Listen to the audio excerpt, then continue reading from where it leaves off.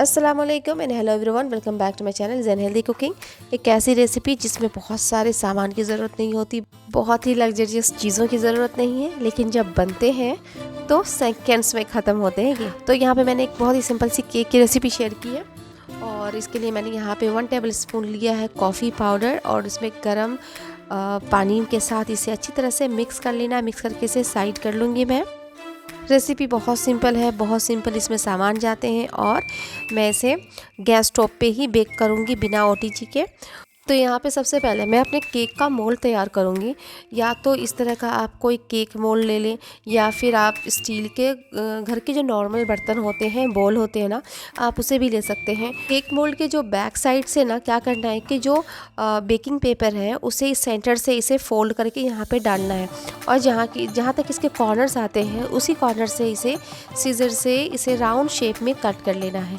Cut करने से क्या होगा कि एग्जैक्ट इसके जो साइज़ के हैं ना अंदर के, ये उसी के बेस के बन जाते हैं ये पेपर और इजीली ये नीचे में रख जाते हैं। या फिर अगर आपके पास पेपर नहीं है तो आप इस तरह से ऑयल ग्रीसिंग करके भी आप बना सकते हैं।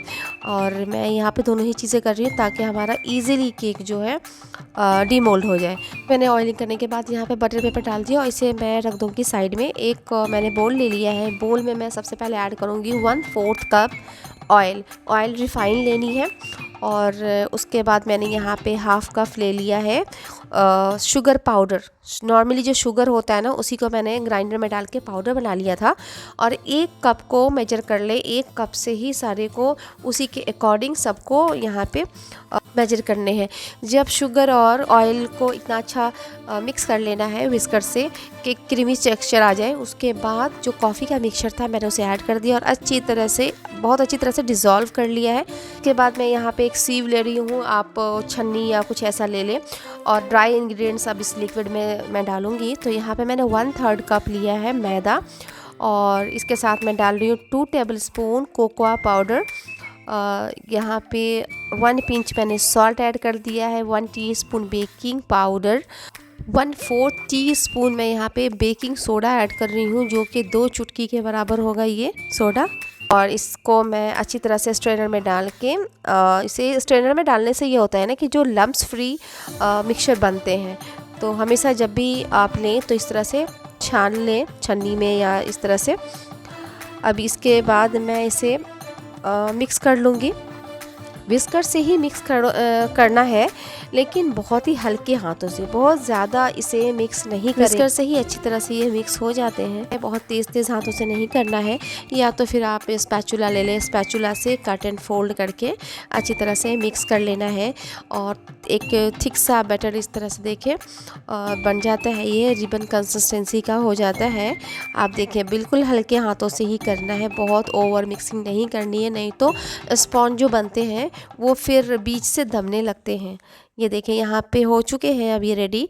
तो मैं यहाँ पे 3 टीस्पून ऐड कर रही हूँ विनेगर ऐड करने से क्या होगा ना कि ये एक्टिवेट जल्दी अच्छी तरह से होते हैं और जो स्पॉन्ज जो केक होते हैं ना, चॉकलेट केक जो मैं बना रही हूँ वो अच्छी स्पॉन्ज के बनेंगे। ये देखिए इस तरह से इसको जेंटली बस मिक्स करना है, इसे ओवर मिक्सिंग नहीं करनी है। बस जो सिरका मैंने डाला है उसे मिक्सचर में अच्छी तरह से मिक्स कर देना है बस। अच्छा, यहाँ पे जो विनेगर ऐड करते हैं ना तो उससे विनेगर ऐड करने के बाद ज़्यादा देर तक बाहर नहीं रख सकते, इमीडिएट इसे बेक करना होता है। तो मैंने यहाँ पे ऑलरेडी कुकर को डाल रखा है गैस स्टोव पे प्री हीटिंग के लिए। जैसे कि ओटीजी ओवन माइक्रोवेव किसी को भी हम प्री हीटिंग करते हैं ना 10 मिनट्स पहले के लिए, तो उसी तरह से सेम कुकर को भी कढ़ाई को भी प्री हीटिंग करना बहुत ज़रूरी होता है। सारे बटर को मैंने केक मोल्ड में डाल दिया है और कंसिस्टेंसी आप यहाँ पे देख सकते हैं। और अच्छी तरह से इसे सबको अच्छी तरह से यहाँ पे डाल दें। डालने के बाद इसे टैप करना है। टैप करने के बाद इसे कुकर में डालेंगे। टैप करने से ज़रूरी होता है कि बीच में जो एयर होता है ना वो उसकी चांसेस ना हो।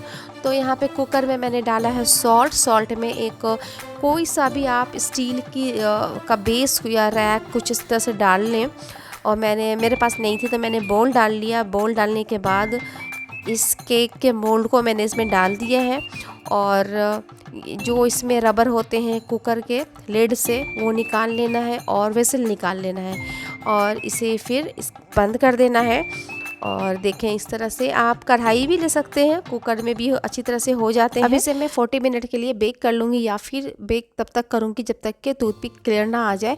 1 मिनट उसके हाई फ्लेम में डालना है, उसके बाद मैं इसके फ्लेम को लो कर दूँगी। अब यहाँ पे गनाश बना लेती हूँ। मैं यहाँ पे यूज़ कर रही हूँ डबल बॉयलर मेथड का, जो कि बॉइलिंग वाटर नीचे रखा है, उसके ऊपर डाला है एक बोल में डाला है डार्क कंपाउंड चॉकलेट 200 ग्राम्स। आप अमूल की भी चॉकलेट ले सकते हैं।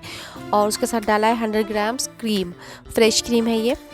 इसे बस मिक्स करते जाना है और अच्छी तरह से ये देखें मेल्ट हो चुके हैं। तो मैं पानी जो नीचे मैंने रखे थे मैं उसे हटा दे रही हूँ और फ्रीज़ में थोड़ी देर के लिए गनाश को डाल दूँगी। गनाश को बना के मैंने रख दिया था फ्रीज़ में। अब यहाँ पे 40 मिनट्स हो चुके थे, तो मैं यहाँ पे कुकर को ओपन कर रही हूँ और यहाँ पे केक देखें, ये बिल्कुल परफेक्ट बेक हो चुके हैं।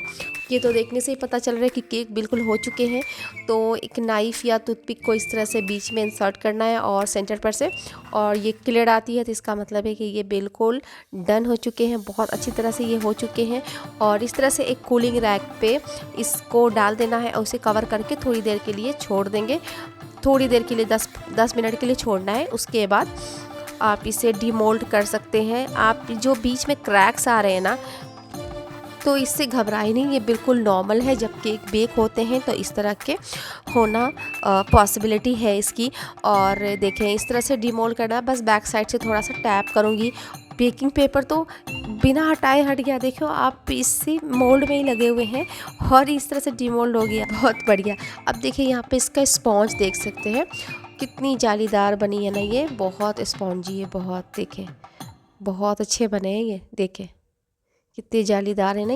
ये भी थोड़े से गर्म है तो कैमरे पे ये स्टीम आ रही है इसकी, देखें आप देख सकते हैं कितना जालीदार ये हुआ है। अब इसे गार्निशिंग कर लेते हैं। तो इसे क्या करेंगे, जो टॉप वाले लेयर है ना, थोड़े से इसे हटा दूँगी क्योंकि थोड़े से हार्ड हो जाते हैं ये टॉप के लेयर। तो ऊपर से और थोड़े से अनइवन से हैं, उठे हुए हैं, इक्वल नहीं है तो थोड़े से हटाने पड़ेंगे। और इस तरह से हल्के हल्के कट करके मैं हटा दूँगी। ये देखिए बहुत सॉफ्ट बने हैं, बहुत ज़्यादा सॉफ्ट है ये। देखिए मैंने थोड़े से इस तरह से हटा दिए हैं।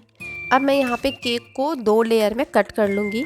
तो सबसे पहले नाइफ़ से ही मैं इसे एक कट लगाऊँगी और इस तरह से ना कट लगा करके, तो नाइफ़ से फिर जैसे कि कट लगाया, उसके बाद हाफ़ मैं करके छोड़ दूँगी, क्योंकि इक्वली नाइफ़ से कभी कभी ना जब थोड़े बड़े केक होते हैं तो कटते नहीं हैं। तो आप क्या करें, थ्रेड का यूज़ करें, इस तरह से थ्रेड ले लें और थ्रेड को क्या करना है, जहाँ से कट लगा था ना, नाइफ़ से कट लगाया था मैंने, उसी के अंदर इसे डालना है थ्रेड को। देखें इस तरह से नॉर्मल जो थ्रेड होती है ना, मैंने वही ले ली है और इस कट में डालना है थ्रेड को। इस तरह से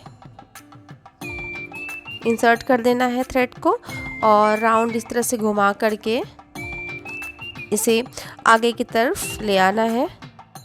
ये देखें, अब दोनों थ्रेड को इस तरह से क्रॉस करते हुए अपनी तरफ से खींचना है और दोनों को ही पकड़ के अपनी साइड में इस तरह से आगे की तरफ खींच ले। और देखें इस तरह से थ्रेड निकल गया ना, के बाद यहाँ पे देख लें कि 2 लेयर्स में यहाँ पे केक कट हो जाते हैं। इससे क्या होता है ना कि एक इवनली 2 लेयर्स में बराबर में कट जाते हैं। तो अब यहाँ पे क्या करना है कि गनाश निकाल लिया था फ्रिज से और थोड़ा सा मिक्स कर लिया है मैंने।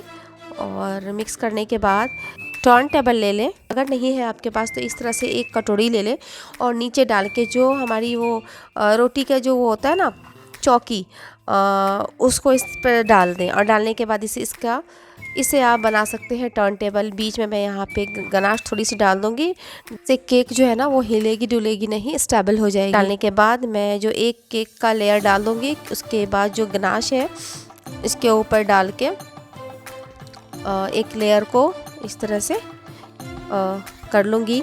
और ये जो हमारा टर्न टेबल बना है तो इसे थोड़ा घुमा घुमा के इस तरह से मैंने इसे कवर कर लिया। उसके बाद अब इसके ऊपर से दूसरी जो लेयर है केक वाली मैं उस पर डाल दूँगी। दूसरी लेयर को उल्टा करके डालेंगे, सीधी नहीं डालेंगे। और डालने के बाद इसे जो अरे देखिए मुँह से ना ये टूट गए अच्छे तो नहीं बन गए थे, ये बहुत अच्छे बन गए थे, पता नहीं क्यों हाथ से इतने सॉफ्ट थे, थोड़े से गर्म है तो इस वजह से थोड़े से टूट गए। लेकिन कोई नहीं, टूटते भी हैं तो भी हम इस तरह से केक बना सकते हैं। और मैंने यहाँ पे थोड़ा सा प्लेन वाटर, ये शुगर सिरप नहीं है, सिर्फ पानी है, नॉर्मल पानी है। शुगर सिरप इसलिए मैंने नहीं लिया क्योंकि बहुत ज़्यादा मीठे हो जाएंगे, गनाश भी है इस पर, और तो शुगर सिरप डालने से और ज़्यादा मीठे हो जाएंगे। शुगर सिरप या पानी डालने से क्या होता है ना, केक जो है ना अंदर से मॉइस्ट होते हैं। केक के फर्स्ट लेयर में मैं भूल गई थी डालना, तो आप फर्स्ट वाले में भी ज़रूर डालें। गनाश को अच्छी तरह से साइड साइड में भी पैलेट नाइफ से लगाना है इस तरह से।